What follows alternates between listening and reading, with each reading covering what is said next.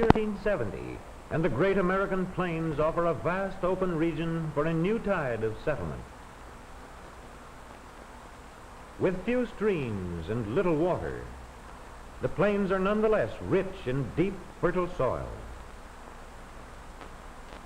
And there is room here, room for a man to farm, room to carve out a new life, room to breathe.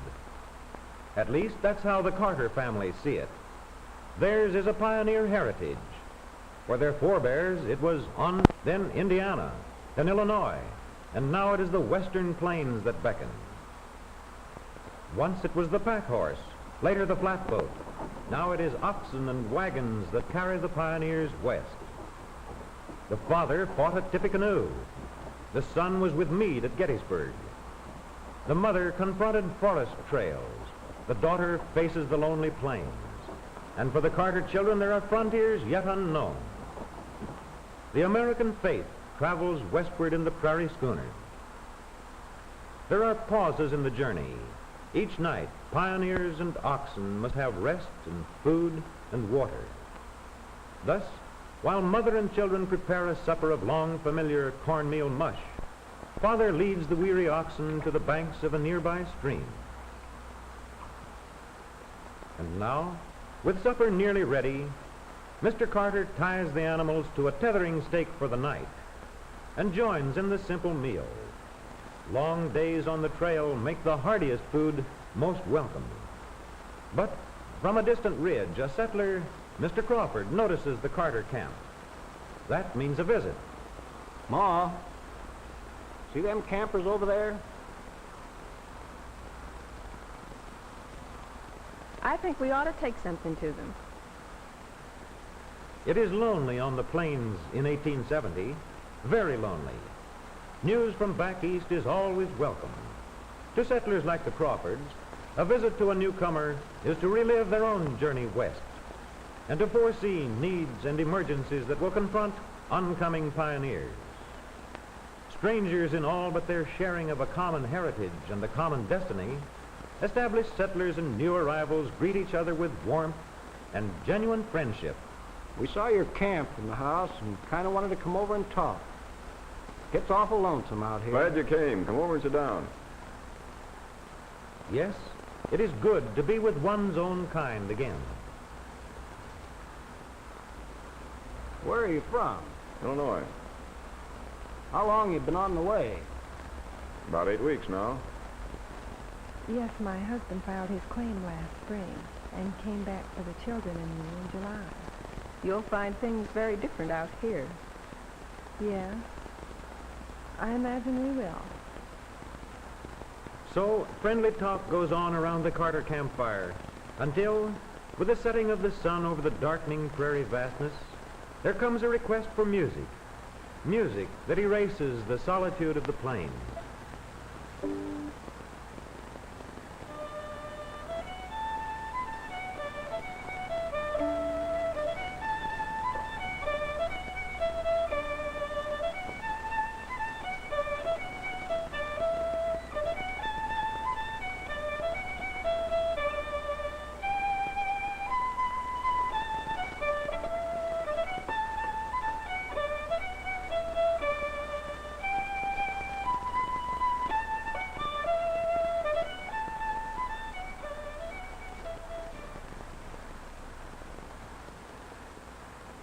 The days pass, and steadily the Carters press on westward. Only a little distance now to the claim, already coming into view. But new trials lie ahead. Cattlemen have long considered the plains their land for grazing their vast herds of cattle. Aiming to settle around here, mister? See that cornfield right over there?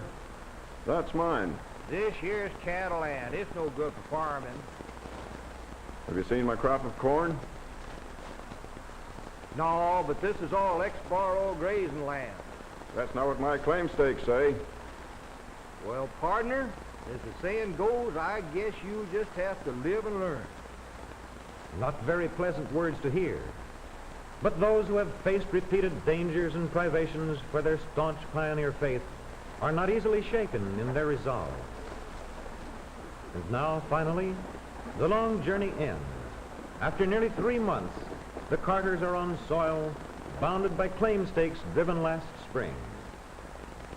Past are the hazards of the trail, unknown streams, the dreary monotony of day after day under the blazing sun. They have come through all in safety. The soil is theirs. Ahead of them lies the life of pioneers. They will build their future here on the prairies by hard work, by unwavering courage, and the mutual helpfulness necessary to carve a living out of the virgin prairie. For their present home, they will use the small dugout built last spring by Carter during the planting and cultivation of the first crop of corn. That corn is now ripened and almost ready for the harvest. It is corn heavy with mature ears. A good first crop brings the reassurance that success may attend their new venture, that they may depend on a rich, friendly soil to sustain life. For their new home, the plowed sod of the fertile soil furnishes most of the material. Tough prairie sod, plowed and cut into lengths, will supply materials for walls and roof, materials that will make a substantial house. With sod laid carefully, a thick wall grows layer by layer, each section smooth before another is placed upon it. The pioneer spirit of helpfulness prevails. Mr. Lewis and his son are neighbors, experienced in sod house construction, and the walls grow upward to the ridgepole of cedar brought from a nearby canyon. Sod walls, smoothly trimmed, will shed rain well, will be less easily eroded by the wind. On the plains, lumber is precious. A few slabs brought from a distant sawmill form frames for windows and doors, and the luxury of more lumber as a roof foundation assures a minimum of leakage there. At once, the new home is circled by a fire guard, 2 plowed rings of several furrows each. Between these 2 plowed paths, Carter burns the grass and thus protects the house from the dreaded prairie fire by the gap formed by the blackened, barren area. Within the completed sod house, Mrs. Carter has set up housekeeping. Walls are plastered, shelves are decorated. The little round stove is the center of the household for cooking, and when winter comes, it will afford protection against howling blizzards. Fuel of any kind is at a premium. Only prairie grass, occasional twigs, aside from the ever-present buffalo chips. The collecting of these forms a considerable part of each day's routine for Irene and James. Again, at corn harvest, the Lewises offer that helpfulness and exchange of labor which on the frontier soon became a custom. Cooperation here is a necessity. Today, on his return from the purchase of a horse, Paul Carter has gained another acquaintance, a venerable circuit-riding minister, the Reverend Mr. Hanson, whose parish is broad and vaguely limited here on the windswept plains. The outposts of Western civilization are already rapidly being organized into a society as new settlers continue to arrive. In the prairie loneliness, the minister's visits will always be timely. I'll have dinner ready soon, and you'll be more than welcome.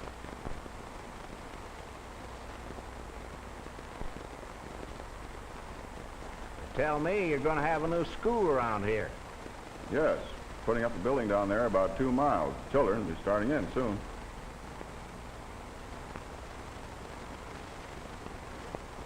You know, they'll live to see a lot of changes in this section. Yes, I guess they will. But I don't think the land will ever change much. Not the prairies.